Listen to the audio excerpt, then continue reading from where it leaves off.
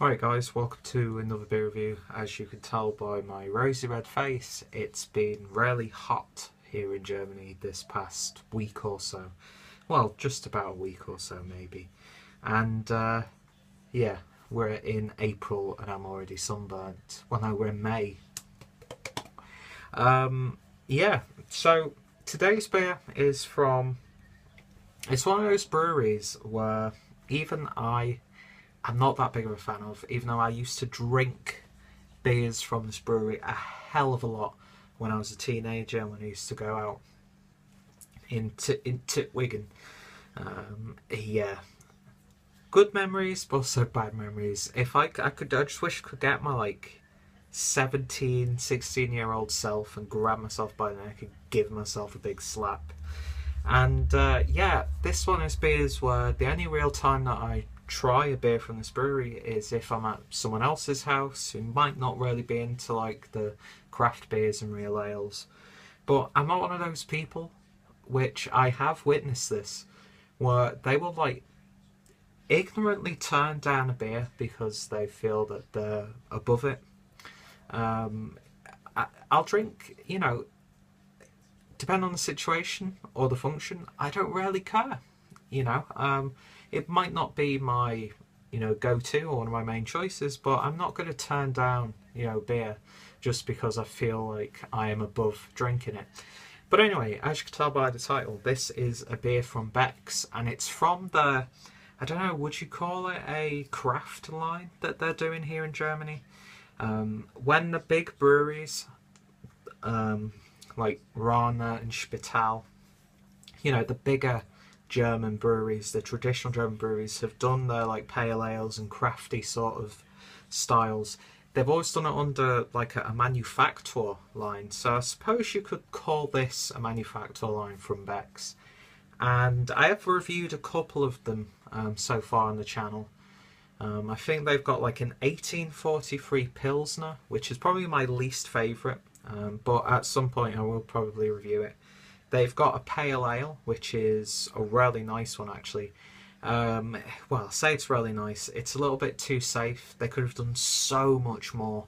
And the fact that this is a big conglomerate, they have the resources and finance to come up with something really special. But they play this line really safe, I've found. They've also got an amber lager, which is a really good British styled beer. Sort of reminds me of something like Witchwood's Hobgoblin, that sort of thing. And they've recently released a red ale, which is apparently inspired by Ireland. And yeah, it uses the Cara Red malt. What's that? No, yeah, the malt. Which has got a trademark, so I don't know if this is a malt that they own or if you can trademark malts. Does someone own the right to Citra? I mean to Pilsner malts? I don't know. I don't know the legalities of hops and malts and stuff. But yeah, this uses the Caramed or Cara Red. Uses Golding hops, and according to this is malty and lightly sweet. Now, I've already tried a bottle of this because you can get them in 4-packs, and for the price that you're paying, you really actually can't complain too much, because if you buy yourself a sort of craft 6-pack here in Germany, you can spend anything from 5 to 7 to a lot more in terms of euros. But for around €4, you can get some somewhat interesting crafty sort of beers from the local supermarkets. And yeah, this is their newest one, the Red Ale. So I thought I'd do a review of it. And yeah, so let's see how it goes. Not too much going on in terms of barrel smoke, but that's never really too important. Well, for me anyway. And this is pouring, as it's pouring, it's a little bit brown, but you can definitely see those red hues there. And a nice amount of activity there. And yeah, it's definitely a ruby red sort of colour, slight brown tones to it, slight copper tone as well, and it poured with just under 2 fingers worth of slightly tan coloured, fluffy, frothy head. And yeah, it looks nice. It looks like a red ale.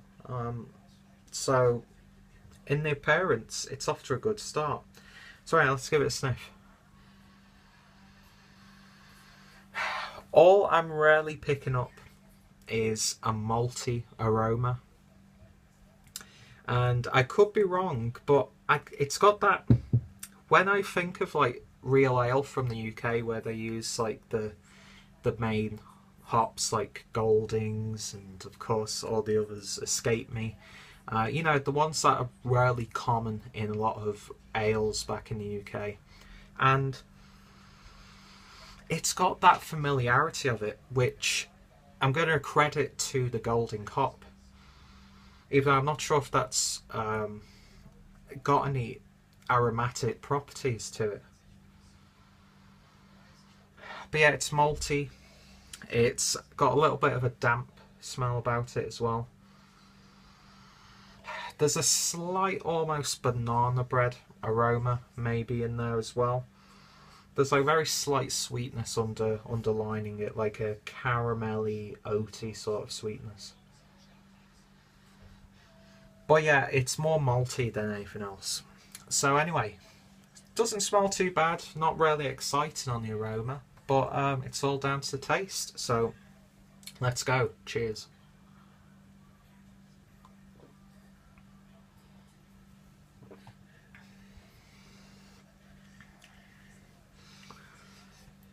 Instantly, I'm reminded of Witchwood's Dunkelfester, which I tried last time I was in England.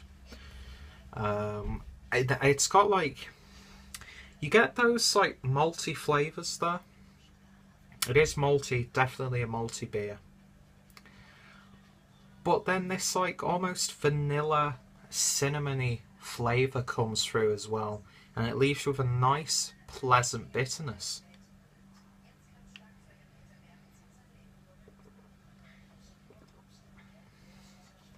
Yeah, it's actually a really nice little brew, to be honest. It's got like an earthiness right at the front, and like I was saying, these like nice, subtle, cakey, sweet tones come in nicely, and then it rests really nice as well. It's got a nice light body to it. It's got more of a body than, let's say, you know, regular Becks or a lager or a Pilsner. But it's not too heavy, so it's very drinkable, very sessionable. It's got like a nice nuttiness to it, nice oatiness. I don't really have any real Irish beers like this to reference it from. It's sort of like, if I, you know, not really picking a great example here, but it's like it's like a sweeter version of Kilkenny, maybe. But yeah, I can't really compare it to other Irish beers, and because the main one, you know, that I've drank most is probably, you know, Guinness, and it's definitely not got any of those qualities. You can tell by the colour of it, you know, straight away. It's not got like a creaminess about it at all. But yeah, the closest thing that I can compare this to is the Dunkelfester from Witchwood, which I can't remember if I actually reviewed on the channel or not, but I actually really enjoyed that one. And yeah, it's a good little beer actually, and it just shows you that some of these big macro breweries can surprise you sometimes. It's just, I wish they could put a little bit more into these beers. I wish they'd be a little bit more adventurous, experiment a little bit. But yeah, I don't like this as much as the Pale Ale. That's probably my favourite that they do. But this is definitely a close second. And it's a beer that, you know, I could pick this up again in the future very happily, just to sit back with it. We've just done, well, we did gyros today. So it's one of those beers that's going to complement a lot of meals, even though it's got that slightly sweet edge to it. But if you like your cakey, malty, biscuity, vanilla-y, slightly, you know, cinnamon sort of beers, then if you get the opportunity, definitely give it a try. Don't let the fact that it's Beck's put you off. So out of 10, I'm definitely going to give this maybe a 7.5 out of 10. Really nice little beer, nice and surprising.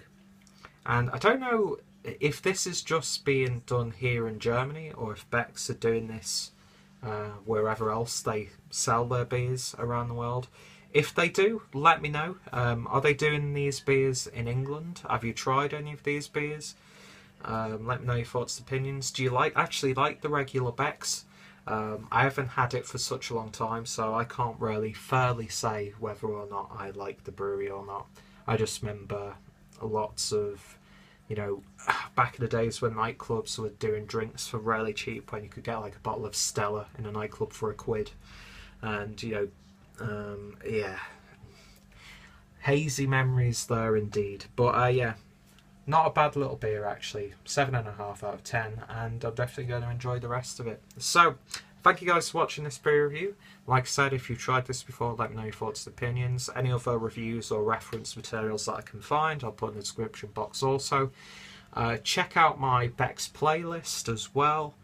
Follow me on Instagram if you haven't done so already. Thank you guys for subscribing. I've recently just hit 40 subscribers, which doesn't sound like a lot, but it's a lot for me. I really appreciate the time that people put into watching, commenting and liking, and the friendships that I forged from this, the opportunities that I've had. It really means a hell of a lot. So yeah, waffling on now as I usually do. Thank you guys for watching, and I shall hopefully see you in the next beer review. Cheers guys.